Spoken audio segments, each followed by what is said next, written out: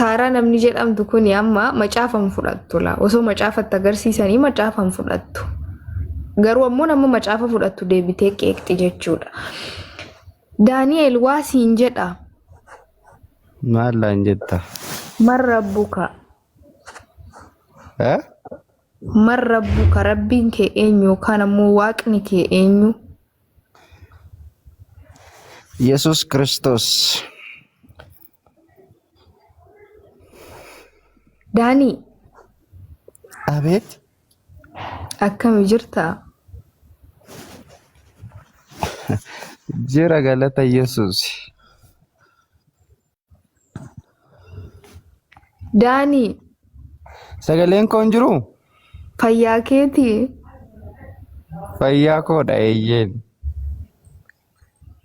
Sagalee koo dhageessaa garuu? Sirriitti dhagaa bar qulqullaa'ee dhagaa amayyuu. Irra deddeebite hoo? Eegaa bar dubbiin harkaa gatteen naannisanii fi indee galata Yesuusii jettee Yesuusuu nama galateeffatu qabaati immoo galata isaa waggaatu. Yesuusuu nama galateeffatu qaba waggaatti galata Yesuusetti rifadheetii bar. Irrifatiin kaa Yesuusuma galateeffama. Eshi akkan jedhe ani daanii kiyya. Ishi akkam jetteeti? Ni atummaan kun waaqa meeqa qabda? Tokko qaba kaa?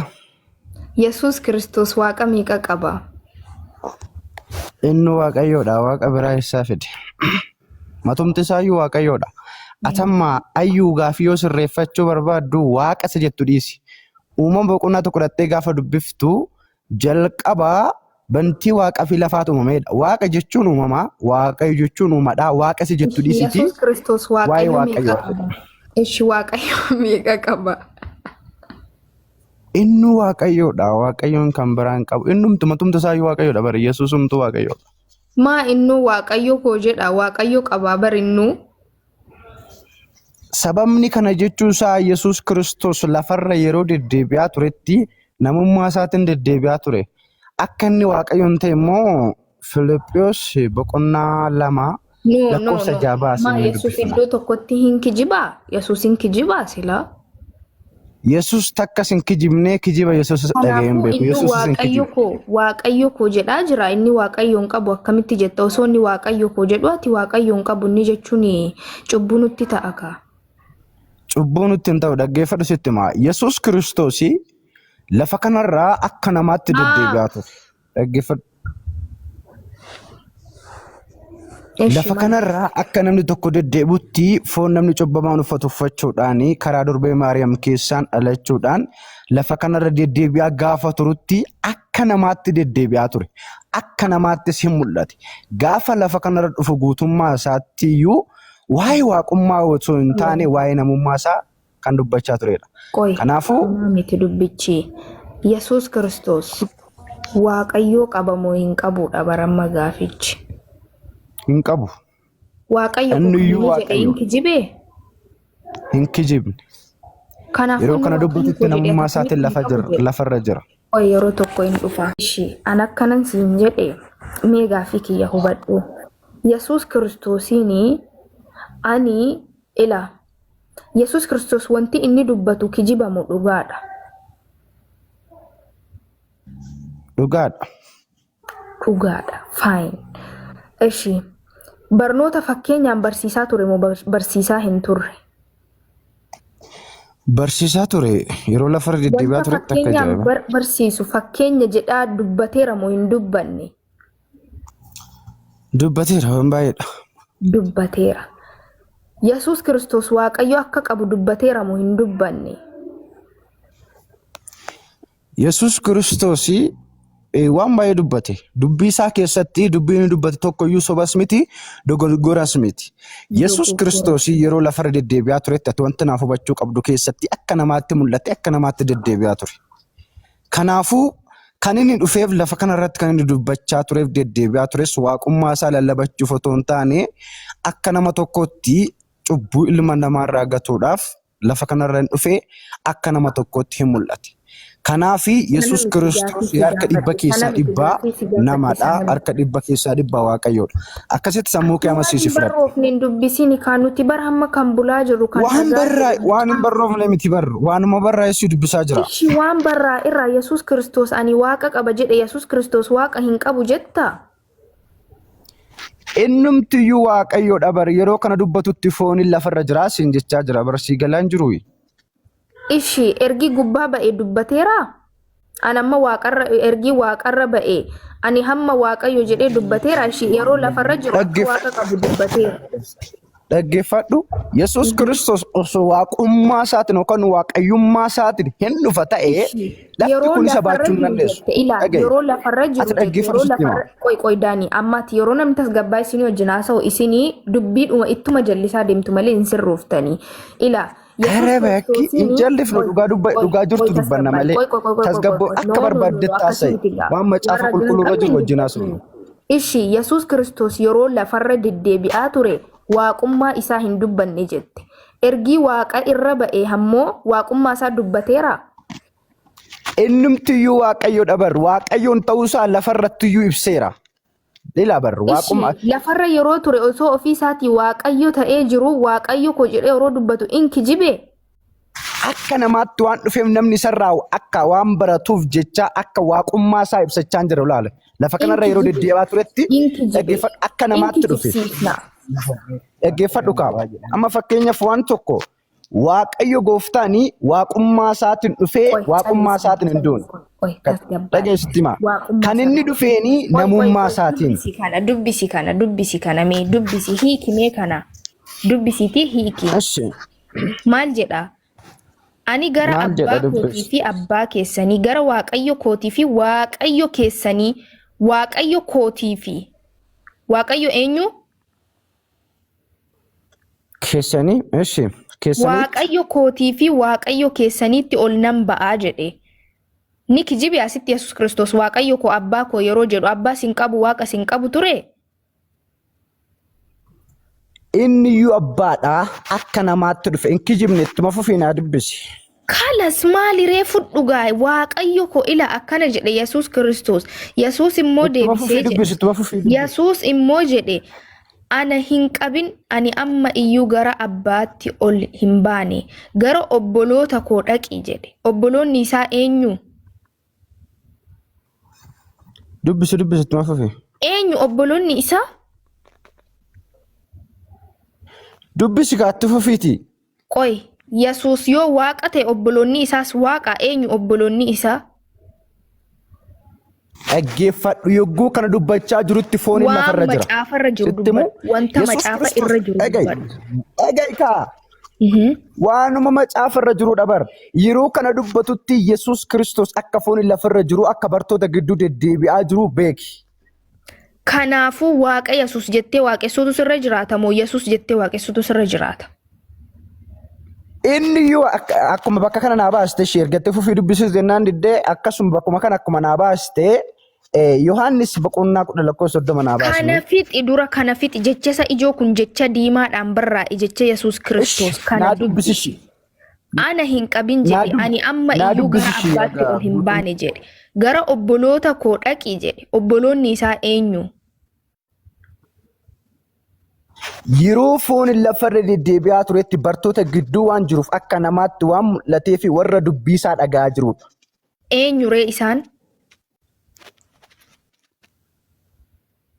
Bartoota yeroo sanatti sarraa baratanii fi sarraa dubbisaa dhaggeeffatanii isa duukaa bu'anidha yeroo sanatti. Obbolootni isaa bartoonni isaa obboloota isaa turanii. Bartoonni Yesuus isaa fi obboloota isaa turan.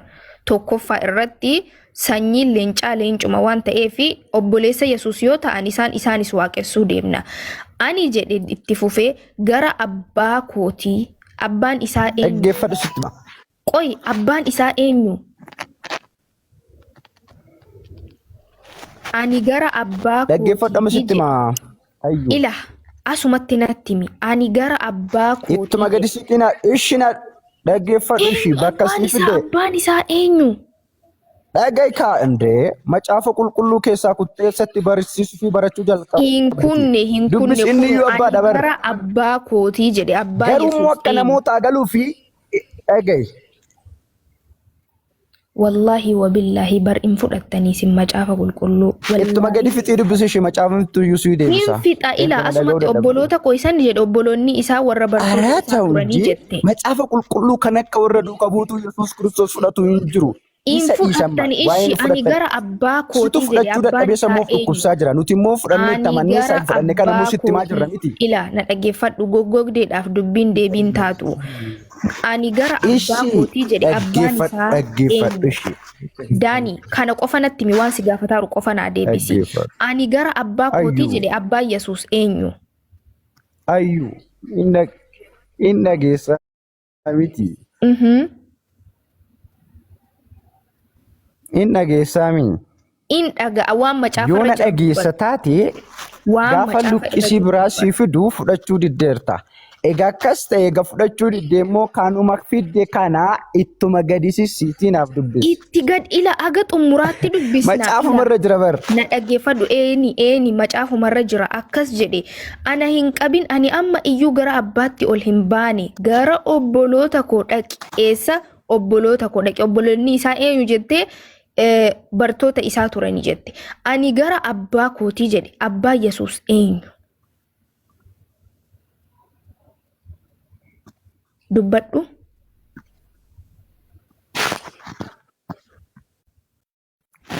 dhaggeeffadhu abbaan inni iyyuu abbaadha ani fi abbaan erga ani abbaadha hin jenne ani abbaadha gaafa na baasinaan diddeeshi wangeela Yohaannis boqonnaa 10 lakkoofsa 30 irratti ani fi abbaan tokkodha jedhe tokko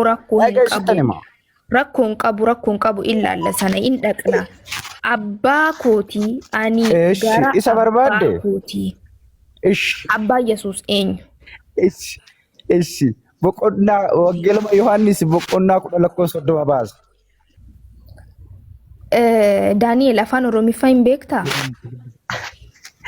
Kana dubbisii fi xiyyoosii jedhanii dhageessuu yoommoo macaafa qulqulluu sii fidan hin dubbistu sila sammuu koo keessaa akkasitti taasisa barbaadama akkam ila akkana jedha ani amma iyyuu akka ajaa'ibaatti deema ila ani jedha ila akkana jedha ana hin qabin jedha ani amma iyyuu gara abbaatti ol hin baane gara obboloota kootii dhaqi ani gara abbaa kootii fi abbaa keessanii gara waaqayyoo kootii fi waaqayyoo keessaniitti ol nan ba'a jedhii isaanitti naaf himi jedhee ishee abboome xummure eenyu abbaa Yesuus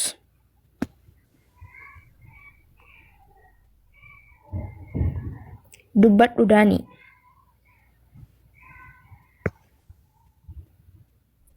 Daanii eshi dubbisi xummurre bara Umurre kuno dhaabbate full stop dhaabbatee jira eenyu abbaa Yesuus si dubbachaan jira bar sitti nagaamu dubbisi lakkoofsa 18 irraa illee namicha mataan nagaami dubbachaan jira bar na dhagaan jirtu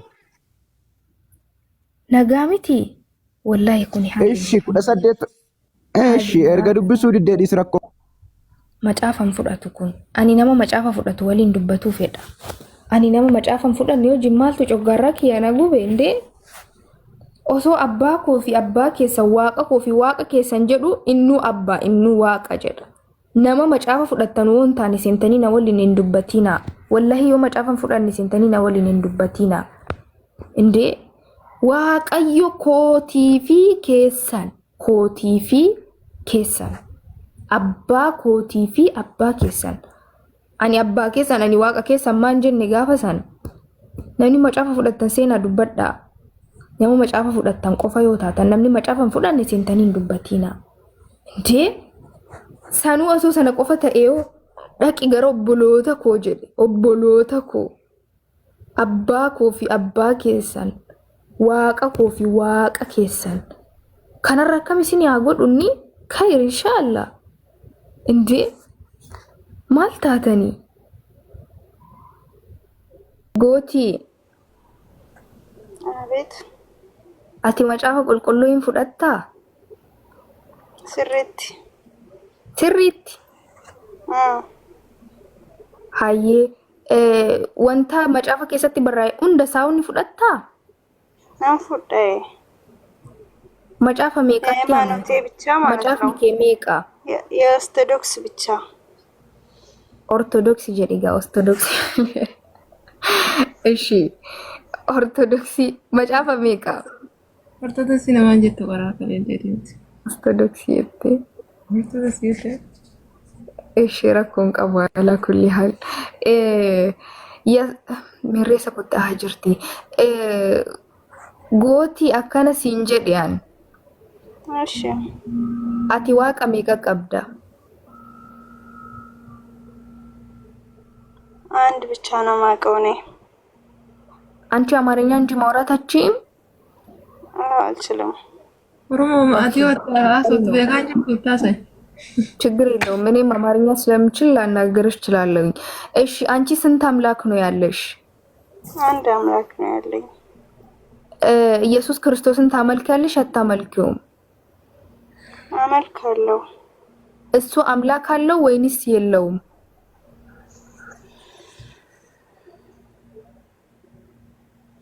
ኢየሱስ ክርስቶስ ማለት ነው ለኛ ስል ስጋው ሰጥቷል ደሙ ሰጥቷል እኔ ስለ ስጋው ስለ ደሙ አላወራም አይ ልንገርሽ በዚህ ነው ማምንበት እኮ ችግር የለውም እሱን እኔ ምናልባት አንብቤው ሊሆን ይችላል እኔ ያልኩሽ ኢየሱስ ክርስቶስ አምላክ አለው ወይንስ የለውም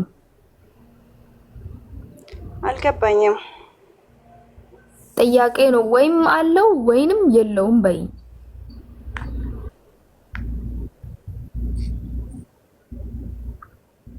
አንቺ አምላኬ ነው ብለሽ የምታመልኪው ኢየሱስ ክርስቶስ አምላክ አለው ወይስ የለውም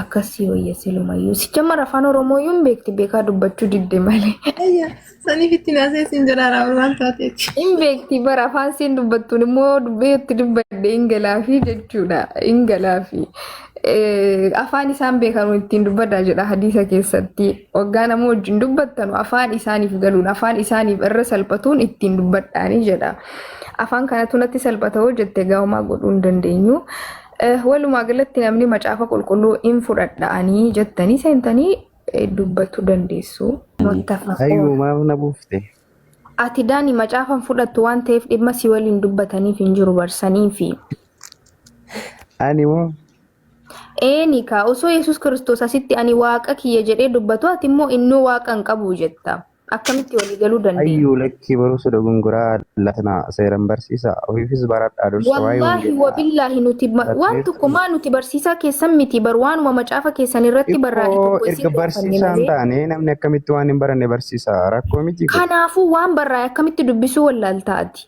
waan barraa'ee jiru tokko waan hiikamee afaan isa afaan ittiin barraa'e irraa diigamee hiikamee fataffatamee iddoo in fayyada jedhamu itti dabalamee iddoo in fayyadu goolii nama galcha jedhamu irraa qannasamee fuaa godhamee fidamee qucci godhame akkamitti dubbisaadhuma mormi taati no nuti amma warri kiristaanota ayyuu wanni beeku qabdu nuti warri kiristaanota Yesuus Kristos harka dhibba keessa dhibba nama dhibba keessa dhibba waaqayyoon jennee tamanne jedhe malee hin jiru ka macaafa keessa hin jiru macaafatu jedha macaafatu jedha bar dhibbarraan dhibba nama dhibbarraan dhibba waaqa yookaan ammoo Yesuus Kristos waaqa guutuu fi nama guutuudha akkuma inni ifaaf bilisatti abbaa kiyyaa fi waaqa kiyya jedhee dubbate waaqa guutuu fi nama guutuudha ani kan inni jedhe naaf fidi haaya dhaggeeffadhu sitti maama Yesuus Kristos bakkatti nama jedhee jira bakkatti waaqayyoon jedhee jira kanaafuu Yesuus Kristos nama guutuudha waaqa guutuudha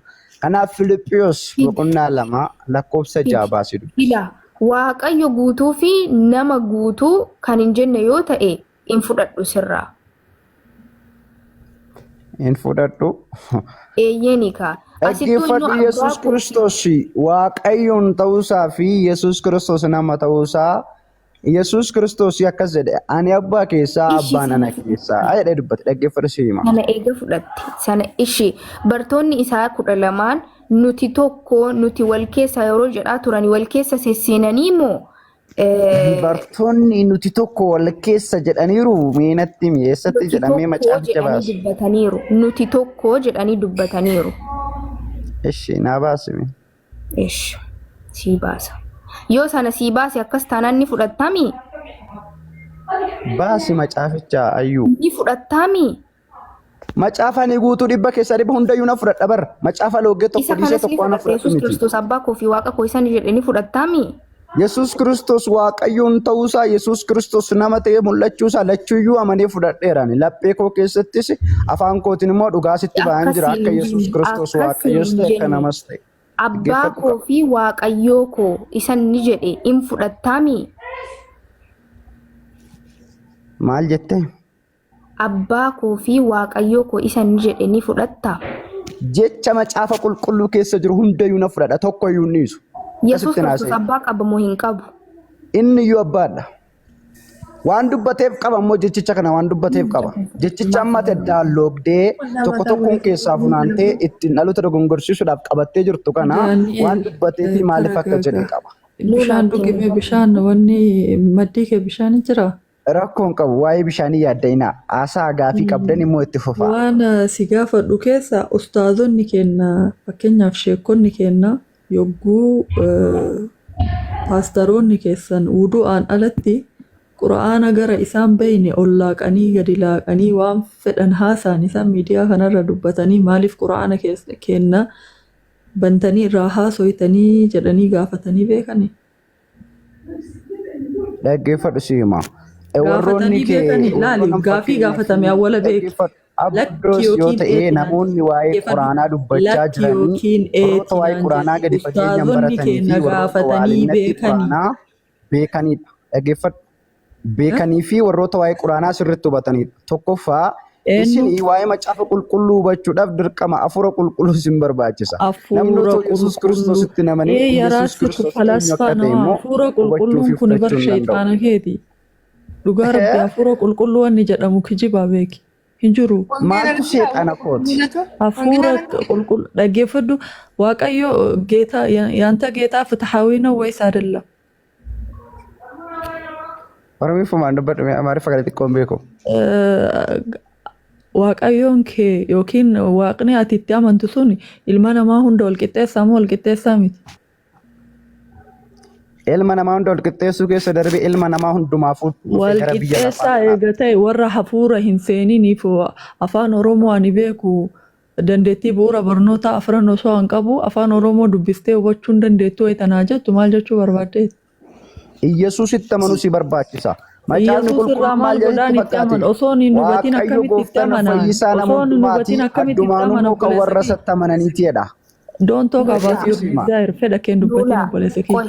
Ilaami lulitti semingimmaa inni kan inni barbaade keessa fiigee xaqqasuu fedhe miti hamma abbaan labataa jira bar iddoo dhumanni dhaqetti ittiin dubbanna kalas dhiisee erginni gad dhaabbatu hin feene iddoo laali kiristaanonni martinuu Yesuus waaqayyo tuusaa shakkiin Daani'eel Iyesuus hanga humna kootiin homaa gochuun danda'u gara waaqayyoo na yaametti fi yaamaa jedhe maal taisaatiifuu waaqaynu waaqa qabaati jilbiiffatee waaqayyoo kadhataa ture. Yeroo kana yeroo kana jedhu dhaggeeffadhu yeroo kana jedhu foon lafarra hin jiru lafarra yeroo deddeebi'aa turetti hin dubbanne. Ani waaqayyoo qaamni isaa tokko du'u akkam godheetinii waaqa jedhee fudhadha waaqayyoo jaalala naa ibsuuf dhufee asitti qoqqamee lafatti wanni jedha. Maal jechuudha akkana jechuudha. Waaqummaa isaatiin miti barkan inni du'e namummaa isaatiin malee. Waaqayyoon qaamni nama isaa ta'e irraa diinota isaa eeguu hin dandeenye anaaf maal godha? Dhaggeeffadhu sababbiin waaqayyo gara biyya lafaatti dhufuusaa sababbii koo fi sababbii keefi bar. Maal naa godha ani maal balleessee gara biyya lafaatti dhufa waaqayyo maali badiinki? Buunsaa dhiifamuuf hin dandeenye. Maal rakkadde an aadamtu ofii isaatii dhaqatee nyaate anatu aadamii waliin nyaate inshaallah sayi badii keetiin ani gaafatama. Sanyii eenyu tati? Ani moo. Ilmi namaa badii abbaa kiyyaatiin ani gaafatama maal jechuudha argumentiin akkanaa kun dhaggeeffadhu ilmi namaa dhagayi. Abaarsi Addaamii fi Yohaana baaraman bar sirrallee gaheera. Ina baaramne ani na baaramne. Atu sirrayyuu gaheera. Gaheera sirrayyuu. Atu tun ciniinsifatni nama hindeessaa yookaan intala hindeessaa. Ana ciniinsifadhee Eeyyessuma mataa keerra gaheera bar. Amma wangeela keetiin haasoytamoo fedha kee haasoytaati? Wangeeluma kun sitti haasaa jira bar. Wangeela kee eega haasoyte dhaggeeffadhu. Kaleessa Addaamii fi Yohaanii edem gannati keessa kan jannata keessa turan Gaafii takka si haa gaafadhu jiyaan. Gaafii takka si haa gaafadhu. Dhaggeeffadhu si baxabbatu jira. Anaa miti. Gaafii waliin baxabbaxini sila siraata naasa obboleetti koo. Lallabatutti hin jirtu mana kee deemi lallabaddu lallabachuu barbaadde. Gaafii si gaafadha. Lallabata miti dhugaa jirtutti muudha. Dhugichi jirus waa'ee Yesuus Kiristoosidha. Dhaggeeffadhu ani waan biraatti taasisaan jiru. Natti himuun duratti waaqummaa isaa mirkaneessi awwala. Waaqummaa isaatu mirkaneessine maal natti himta? Dhiisii bakka kalas dhiisii haalli mashaqaa. Inna ga'u waan takka illee hin dhaga'u. Wama takka jechuudha. Wama takka iyyuu hin dhaga'u jechuudha. Wallaahi haadhi majnuun.